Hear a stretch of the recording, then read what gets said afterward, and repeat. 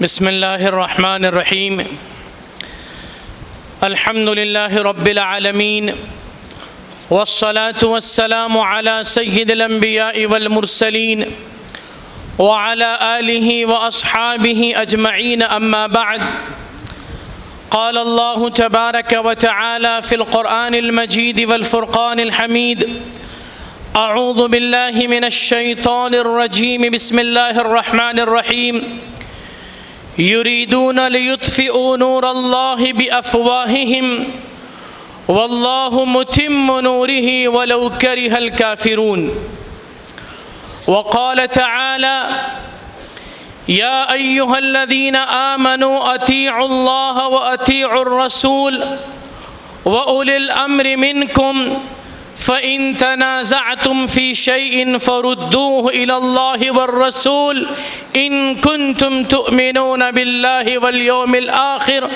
ذلك خير وأحسن تأويلا. صدق اللہ العظیم. قابل صد احترام حضرات علماء کرام، ائمہ عظام، میرے قابل احترام بزرگوں، نوجوان دوستوں اور ساتھیوں، اور میری پردہ نشین مائیں اور بہنیں، انتہائی خوشی اور مسرت کا مقام ہے کہ آج شہر ناندیڑ میں ہندوستانی مسلمانوں کے متحدہ اور نمائندہ پلیٹ فارم آل انڈیا مسلم پرسنل لا بورڈ کے اکابرین اور اس ادارے سے وابستہ علماء کرام کی آمد ہے، اور بطور خاص آل انڈیا مسلم پرسنل لا بورڈ کے جنرل سیکریٹری فقیہ العصر حضرت مولانا خالص سیف اللہ رحمانی دامت برکاتہم بھی ہمارے درمیان تشریف فرما ہونے والے ہیں، اور اپنے گراں قدر خیالات سے آپ کو مستفید کرنے والے ہیں. محترم بزرگوں اور مائیں اور بہنیں، آج کا یہ عمومی جلسہ تحفظ شریعت کے عنوان سے منعقد کیا گیا ہے. اس وقت ہندوستانی مسلمانوں کو جو ایک بڑا چیلنج درپیش ہے وہ شریعت مطہرہ کا تحفظ ہے. ملک کی صورتحال یہ ہے کہ فرقہ پرست عناصر اور فرقہ پرست حکومت کی جانب سے شریعت مطہرہ کو مسلسل ٹارگٹ کیا جا رہا ہے. مسلمانان ہند کو مسلسل ٹارچر کیا جا رہا ہے، اور وقتاً فوقتاً یکے بعد دیگرے ایسے ایشوز لائے جا رہے ہیں، ایسے مسائل کھڑے کیے جا رہے ہیں جس سے براہ راست شریعت مطہرہ پر ضرب پڑتی ہے اور مسلمانان ہند بے چین ہو جاتے ہیں. مسئلہ اس وقت شریعہ لاء کے تحفظ کا ہے، مسئلہ اس وقت مسلم پرسنل لا کے تحفظ کا ہے، مسئلہ اس وقت مسلمانوں کے عقائد کے تحفظ کا ہے، مسئلہ اس وقت مسلمانوں کی آئیڈینٹی اور ان کے تشخصات کے تحفظ کا ہے. اور ہم دیکھ رہے ہیں کہ یہ وہ چیلنجز ہیں جس سے تو ہم آزادی کے بعد سے ہی جوجھتے رہے ہیں، اور وقتاً فوقتاً اس ملک میں پرسنل لا میں تبدیلی کی آوازیں بلند کی جاتی رہی ہیں، اور کامن سول لا کو نافذ کیے جانے کی بات کی جاتی رہی ہے. لیکن کھلی ہوئی آنکھوں کا مشاہدہ ہے کہ 2014 کے پہلے کا ہندوستان کچھ الگ تھا، اور 2014 کے بعد کا ہندوستان کچھ الگ ہو چکا ہے. آل انڈیا مسلم پرسنل لا بورڈ کا قیام 1973 میں ہوا تھا، اور اسی پس منظر میں ہوا تھا کہ قانون شریعت پر زد پڑی تھی اور کامن سول لا کو نافذ کیے جانے کی بہت مدھم آواز اٹھائی گئی تھی، البتہ اس وقت بعض ایسے مسائل درپیش تھے کہ جس میں بہت قوت کے ساتھ شریعت کے قانون کو ٹارگٹ کیا گیا تھا۔ اس وقت ہمارے اکابر علماء کرام نے آنے والے خطرے کو بھانپ لیا تھا اور یہ سمجھ لیا تھا کہ شریعت مطہرہ کے تحفظ کے لیے مسلمان اگر یکجٹ نہیں ہوں گے، شریعت مطہرہ کے تحفظ کے لیے اور مسلمانوں کے پرسنل لا کی حفاظت کے لیے اگر مسلمان اپنے باہمی اختلافات کو بالائے طاق رکھ کر،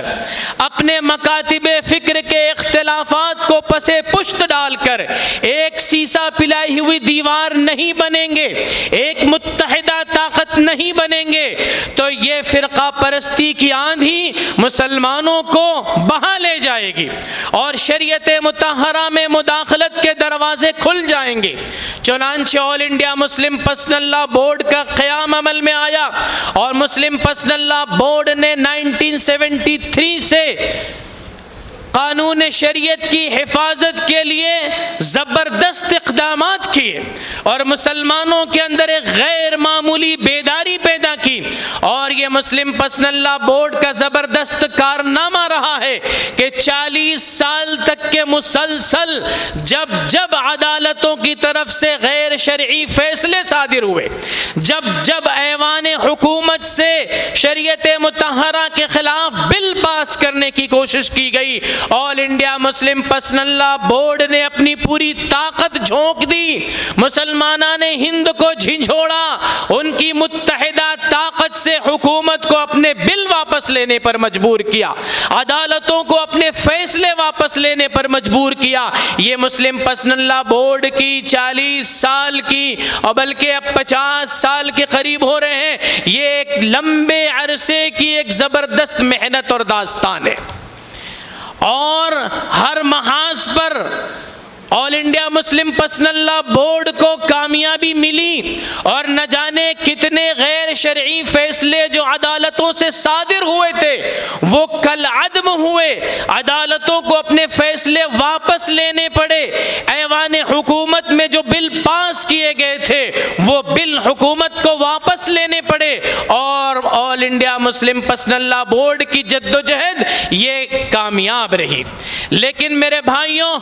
2014 کے بعد کا ہندوستان کچھ الگ رخ پر جا چکا ہے، اور کھلی آنکھوں سے ہم اور آپ اس کا مشاہدہ کر رہے ہیں کہ یہ ملک ہندوستان جن بنیادوں پر قائم ہوا تھا اور آزادی کے سورماؤں نے اس ملک کو ایک سیکولر ملک، ایک جمہوری ملک اور نان وائلنس کو اپنانے والا ایک ملک بنایا تھا، بدقسمتی سے وہ ملک اب سیکولرزم کے تانے بانے کو توڑ کر وہ ایک نظریہ اور ایک آئیڈیالوجی کی طرف بڑھتا چلا جا رہا ہے، جمہوریت کمزور ہوتی چلی جا رہی ہے، اور عدم تشدد اور نان وائلنس کی جگہ تشدد اور وائلنس جگہ لے رہا ہے، اور اس طرح ایک لمبے عرصے کی جو محنتیں تھیں جس میں زبردست کامیابی ہمیں ملی تھی، آج محسوس ہو رہا ہے کہ مسلمانوں کی وہ آزادی اب سلب کر لی گئی ہے، اور مسلمانوں کے وہ حقوق جو ان کی مذہبی آزادی کی ضمانت دے رہے تھے اس کو بھی سلب کرنے اور اس کو ختم کرنے کی کوشش کی جا رہی ہے۔ لیکن میرے بزرگوں، میری مائیں اور بہنیں، آل انڈیا مسلم پرسنل لا بورڈ کے ہمارے اکابرین پہلے ہی دن سے یہ کہتے رہے ہیں کہ اے مسلمانوں، شریعت کے تحفظ کا دار و مدار کسی حکومت پر نہیں ہے، شریعت کے تحفظ کا دار و مدار پارلیمنٹ کے ارکان اور عدالت کے ججوں پر نہیں ہے، اس دار الاسباب کے اندر، اس دنیا کے اندر اصل طاقت تو اللہ تبارک و تعالی کی ہے، اس شریعت کا محافظ اللہ ہے، مسلمانوں کی حفاظت کرنے والا اللہ ہے، لیکن اللہ نے اس دنیا کو دارالاسباب بنایا ہے. اس دارالاسباب کے اندر ہر چیز کو سبب کے ساتھ جوڑا گیا ہے. تو شریعت کے تحفظ کے لیے بھی اللہ تبارک و تعالی نے اس دارالاسباب میں اصل ذمہ داری خود مسلمانوں پر ڈالی ہے. ہماری شریعت کا تحفظ کوئی حکومت آ کر نہیں کرے گی،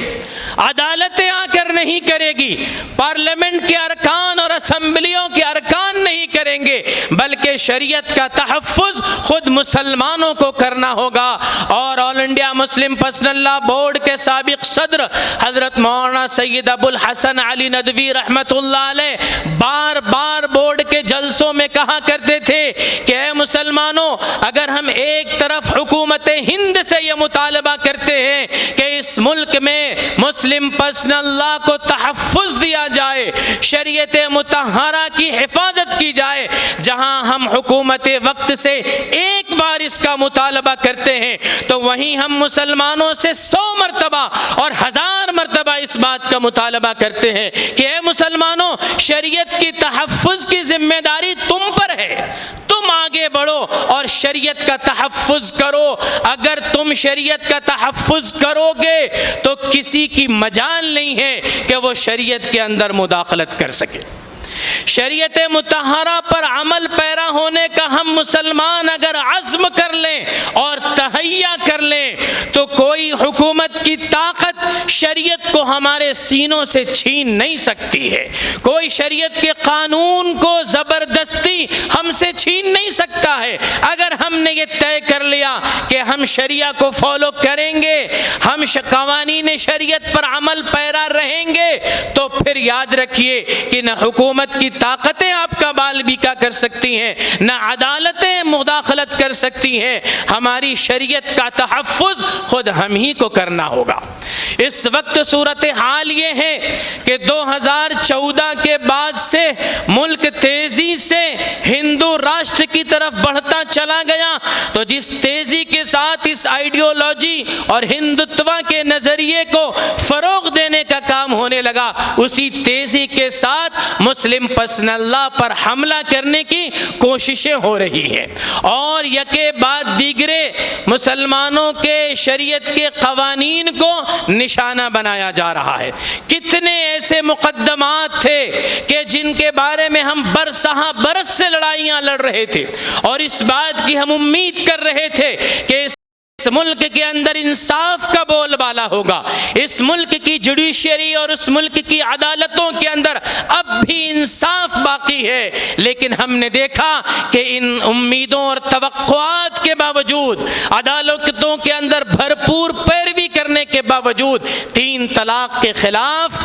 عدالت نے بھی فیصلہ دیا اور پارلیمنٹ نے بھی قانون بنا دیا. بابری مسجد کے خلاف عدالت نے فیصلہ دیا اور پارلیمنٹ میں اس پر مہر لگا دی، اور جس جگہ پر صدائے تکبیر بلند ہوا کرتی تھی وہاں رام مندر کے تعمیر کی راہیں ہموار کر دی گئی. پھر ہم نے دیکھا کہ مسلمانوں کو ٹارگٹ کیا گیا اور CAA اور NRC کے قوانین اور پاس کیے گئے اور اس کے لیے مسلمانوں کو زبردست نشانہ بنایا گیا. اس کے بعد ہم دیکھ رہے ہیں کہ آج بھی متعدد ایسے بل پارلیمنٹ میں پیش ہونے والے ہیں، عدالتوں میں ایسے مقدمات آنے والے ہیں جن کا براہ راست تعلق مسلم پرسنل لا سے ہے. 2 معاملات اور 2 مقدمات تو ابھی عدالت میں بالکل تیار ہیں اور بہت جلد ہی ان پر سنوائی ہونے والی ہے، اور حشر کیا ہوگا،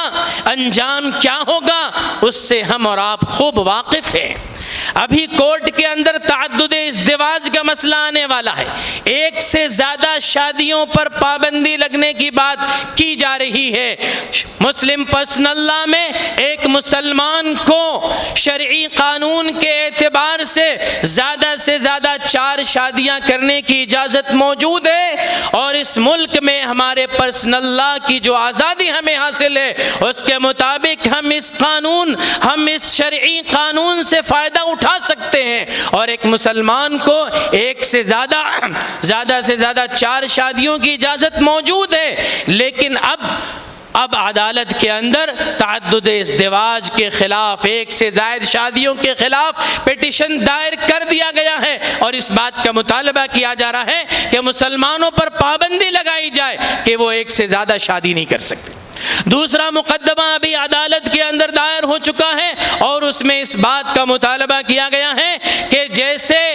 جتنا حصہ مرنے والے کی میراث میں جتنا حصہ ایک بیٹے کو ملتا ہے اتنا ہی بیٹی کو بھی ملنا چاہیے۔ شریعہ قانون کی رو سے بیٹے کو جتنا ملتا ہے بیٹی کو اس کا نصف ملتا ہے۔ للذکر مثل حظ الانثیین، یہ شریعت کا قانون ہے کہ بیٹی کو جتنا ملے گا بیٹے کو اس کا ڈبل حصہ ہوگا۔ لیکن مقدمہ دائر کر دیا گیا ہے کہ یہ عورتوں کے ساتھ انصاف ہے، اور مسلمان لڑکیوں کو بھی لڑکوں کے برابر حصہ ملنا چاہیے۔ یہ معاملہ بھی اب عدالت کے اندر آنے والا ہے، اور براہ راست مسلمانوں کے پرسنل لا کو ٹارگٹ کیا گیا ہے۔ حالانکہ مسلمانوں کا نہ مطالبہ ہے، نہ ان کی چاہت ہے، نہ ان کی طرف سے یہ بات کہی گئی ہے، لیکن بس کچھ لوگ ہیں کہ جن کو مسلمانوں کی اپنوں سے زیادہ فکر ہے، اور وہ مسلمانوں کے ہی مسائل کو لے کر کھڑے ہوتے ہیں اور چاہتے ہیں کہ مسلمانوں کو ٹارگٹ کیا جائے۔ یہ معاملات ابھی آنے والے ہیں، تو آپ اندازہ لگائیے کہ کس طرح مسلمانوں کو نشانہ بنایا جا رہا ہے۔ مدارس اسلامیہ کو ٹارگٹ کر دیا گیا، اور آج ان پر بلڈوزر چلایا جا رہا ہے۔ معمولی بات کا بہانہ بنا کر بغیر عدالتی کارروائی کے، بغیر عدالتی پرمیشن کے مدارس پر بلڈوزر چلا کر ان کو مسمار کر دیا جا رہا ہے۔ یہ سب کچھ مسلمانوں کے ساتھ ہو رہا ہے، اور بالکل صورتحال وہ ہے جس کو قرآن مجید نے بیان کیا تھا، اور اللہ نے فرمایا تھا یریدون لیطفئوا نور اللہ بافواہہم، وہ چاہتے ہیں کہ اللہ کے نور کو، یعنی دین اسلام کے چراغ کو اپنی منہوں کے پھونک سے بجھا دے۔ وہ یہ چاہتے ہیں کہ دین اسلام کے چراغ کو، شریعت مطہرہ کو اپنی منہوں کی پھونک سے بجھا دے۔ واللہ متم نورہ ولو کرہ الکافرون، حالانکہ اللہ کا منصوبہ یہ ہے، اللہ کی پلاننگ یہ ہے کہ اللہ اپنے نور کو مکمل کر کے رہے گا، اللہ اپنے دین کو غالب کر کے رہے گا، اللہ شریعت مطہرہ کو سربلند کر کے رہے گا۔ یہ اللہ کا منصوبہ ہے۔ واللہ متم نورہ ولو کرہ الکافرون، کافروں کو کتنا ہی برا لگے، اعداء اسلام کو، دشمنان دین کو کتنا ہی ناگوار گزرے، اللہ کا یہ فیصلہ ہے کہ اللہ اپنے دین کے نور کو مکمل کر کے رہیں گے، غالب کر کے رہیں گے۔ اس میں مسلمانوں کے لیے حوصلہ بھی ہے، اس میں مسلمانوں کے لیے بشارت بھی ہے کہ اگر حالات ایسے ہیں کہ بظاہر یہ سمجھا جا رہا ہے کہ اب اسلام کا چراغ گل ہونے والا ہے،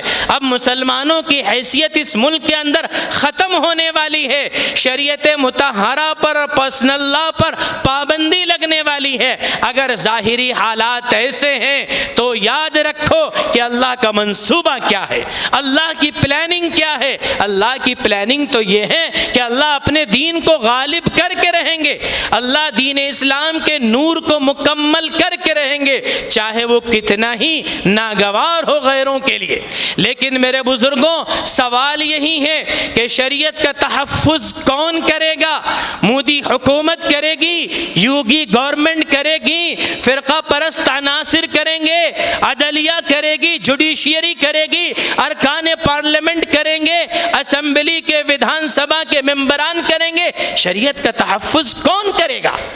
اس کا صرف ایک ہی جواب ہے میرے بزرگوں، میرے بھائیوں، میری مائیں اور بہنیں، وہ یہ کہ شریعت کا تحفظ ہم اور آپ کریں گے، شریعت کا تحفظ ہم اور آپ کریں گے، اور یہ ہماری سب سے بڑی ذمہ داری ہے۔ اور شریعت کا تحفظ کیسے ہوگا؟ شریعت کا تحفظ نعرے لگانے سے نہیں ہوگا، شریعت کا تحفظ احتجاج کرنے سے نہیں ہوگا، شریعت کا تحفظ صرف دھرنے دینے سے نہیں ہوگا، بلکہ شریعت کا تحفظ اس طرح ہوگا کہ شریعت کو اپنی زندگیوں کے اندر نافذ کرنا ہوگا۔ اللہ تبارک و تعالی کا ارشاد ہے یا ایھا الذین آمنوا اطیعوا اللہ واطیعوا الرسول واولی الامر منکم، اے ایمان والو اللہ کی اطاعت کرو، اے ایمان والو رسول اللہ کی اطاعت کرو، اور اے ایمان والو اپنے اولو الامر کی اطاعت کرو، اپنے صاحب امر کی اطاعت کرو۔ اللہ کی اطاعت بالکل واضح ہے، رسول اللہ صلی اللہ علیہ وسلم کی اطاعت و فرما برداری بالکل واضح ہے۔ قرآن و سنت کو مضبوطی سے تھامنا ہے، قرآن و سنت میں بیان کیے گئے احکامات کو اپنی زندگیوں میں نافذ کرنا ہے، اور اسی کے ساتھ ساتھ اولو الامر کی اطاعت کرنا ہے۔ اولو الامر سے مراد کیا ہے؟ اولو الامر سے مراد یہ ہے کہ مسلمانوں کے جو سربراہ ہوں، اگر اسلامی حکومت ہے تو خلیفۃ المسلمین اور امیر المؤمنین کی اطاعت کرو، مسلمانوں کے گورنر اور حاکم اگر تمہارے درمیان ہیں ان کی اطاعت اور فرما برداری کرو، اور اگر اسلامی حکومت نہیں ہے تو مفسرین نے لکھا ہے کہ اولو الامر کے ضمن میں علماء ہیں، قضات ہیں، ان کی اطاعت و فرما برداری اے مسلمانوں تم پر لازم ہے۔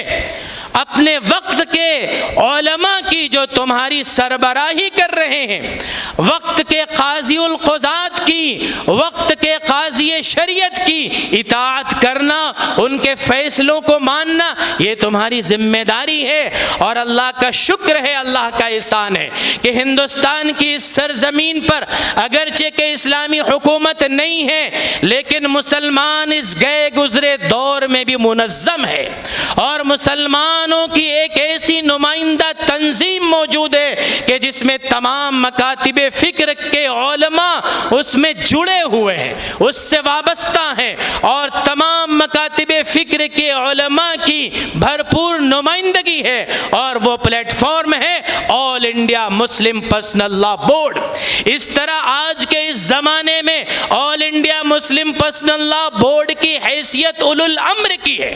اس بورڈ سے وابستہ ہو جانا، اس بورڈ کے اکابرین اور سربراہوں کی اطاعت کرنا اور ان کے پیچھے چلنا، ان کے فیصلوں کو ماننا، یہ بھی اولو الامر کی اطاعت میں شامل ہے۔ اور پھر اللہ تبارک و تعالی فرماتے ہیں فَإِن تَنَازَعْتُمْ فِي شَيْءٍ فَرُدُّوهُ إِلَى اللَّهِ وَالرَّسُولِ إِن كُنتُمْ تُؤْمِنُونَ بِاللَّهِ وَالْيَوْمِ الْآخِرِ، کہ اگر تم اللہ پر اور یوم آخرت پر ایمان رکھتے ہو تو اے مسلمانوں، اگر تمہارے درمیان کوئی اختلاف ہو جائے، تمہارے درمیان کوئی جھگڑا ہو جائے، تو پھر تم اللہ اور اس کے رسول کی طرف اس معاملے کو لوٹاؤ، تم اس معاملے کو اللہ اور اس کے رسول کی طرف لوٹاؤ۔ اللہ اور اس کے رسول کی طرف لوٹانے کا مطلب یہ ہے کہ شریعت کی طرف اس کو لوٹاؤ۔ تمہارے درمیان کوئی نزاع ہو جاتا ہے، کوئی جھگڑا ہو جاتا ہے، کوئی اختلاف ہو جاتا ہے، تو اس اختلاف کو دور کرنے کا وہ طریقہ جو قرآن نے ہمیں بتلایا ہے وہ یہ ہے کہ تم اس کو شریعت کی روشنی میں حل کرو، تم اس کو علماء کے پاس لے کر جاؤ، تم اس کو شریعت کی روشنی میں پیش کرو، اور شریعت اس معاملے میں جو کہتی ہے، اللہ اور اس کے رسول کا اس معاملے میں جو حکم ہے، بس اس کے سامنے اپنے آپ کو سرنڈر کر لو، سر تسلیم خم کر لو، تو تم کامیاب ہو جاؤ گے۔ یہ تمہارے حق میں بہتر ہے، اسی میں تمہارا انجام بہتر ہے۔ یہ ہمارے لیے حکم ہے، یہ شریعت کا حکم ہے کہ اپنے تنازعات اور اپنے جھگڑوں کو شریعت کی روشنی میں حل کرو۔ ملکی عدالتوں کا رخ کرنے کی تمہیں ضرورت نہیں ہے۔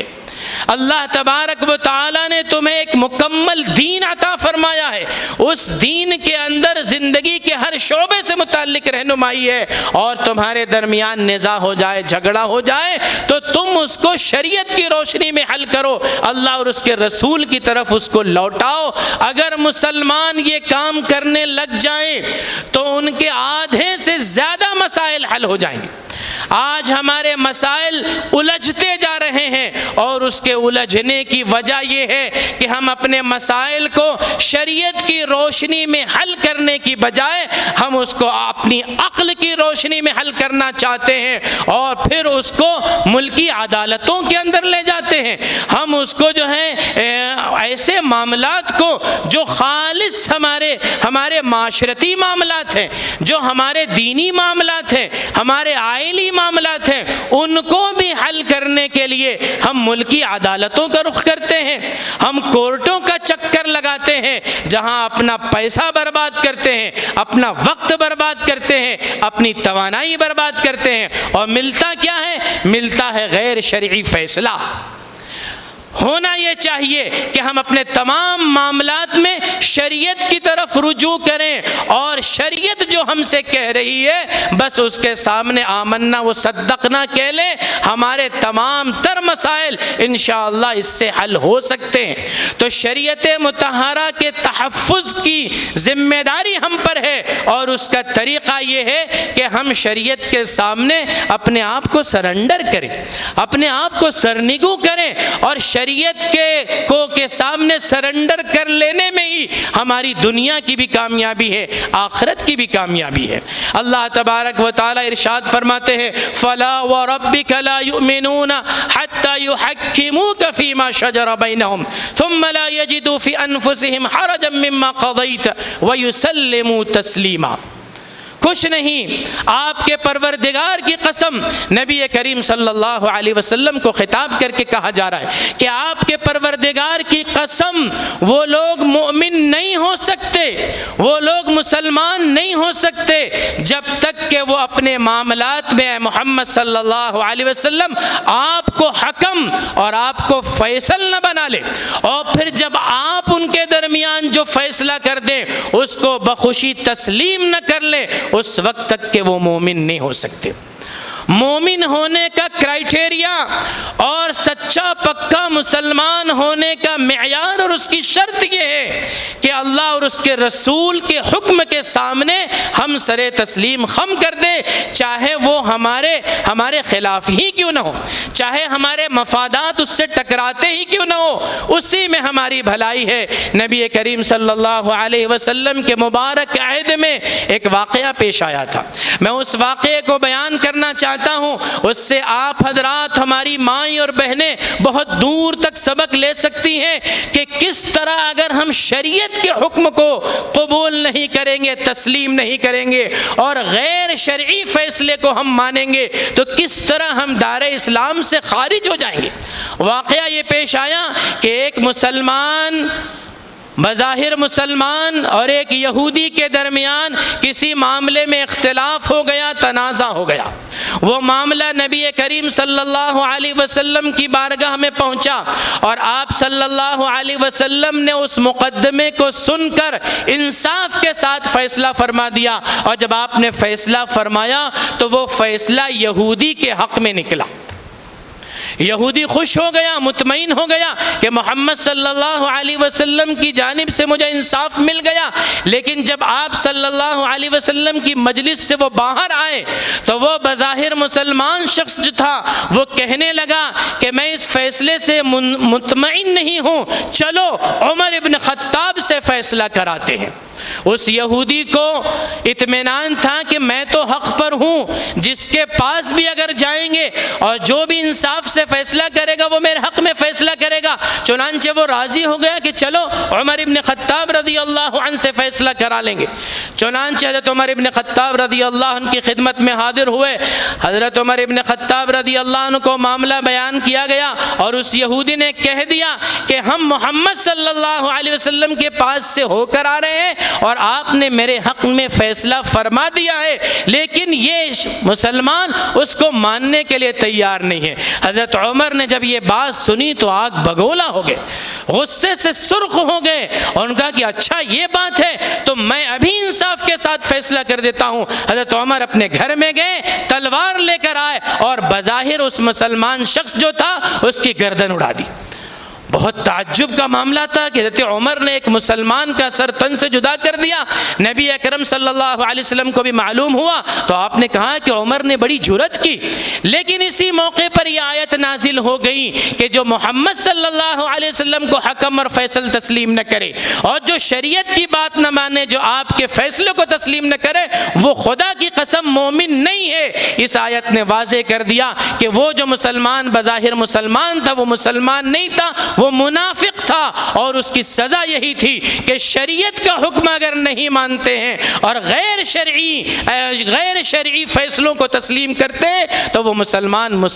نہیں ہے۔ حضرت عمر ابن خطاب رضی اللہ عنہ کے فیصلے پر گویا اللہ تبارک و تعالیٰ کی طرف سے نازل ہونے والی وحی نے تصدیق کر دی۔ میرے بزرگوں، اس طرح شریعت کے تحفظ کی ایک بڑی ذمہ داری ہم مسلمانوں پر ہے، اور اگر مسلمانوں نے یہ طے کر لیا کہ ہم شریعت پر عمل پیرا ہو کر رہیں گے، ہم شرعی قانون کو مانیں گے، ہندوستانی عدالت اور انڈین پینل کوڈ سے اگرچہ کہ ہم کو بہت فائدہ ہوتا ہو، مالی فائدہ ہو، دنیاوی منفعت ہو، لیکن ہمیں شریعت عزیز ہے اور ہم شریعہ قانون کو ہی فالو کریں گے، تو میرے بھائیوں، میرے بزرگوں، کوئی چیز ہم کو شریعت سے جدا نہیں کر سکتی۔ آل انڈیا مسلم پرسنل لا بورڈ کا یہی پیغام ہے۔ ہمارے بہت سے علماء کرام آپ سے خطابات کرنے والے ہیں، اور حضرت فقیہ العصر دامت برکاتہم بھی اپنے گراں قدر خیالات کو آپ کے سامنے پیش کرنے والے ہیں، اس لیے میں انہی باتوں پر اکتفا کرتا ہوں۔ وآخر دعوانا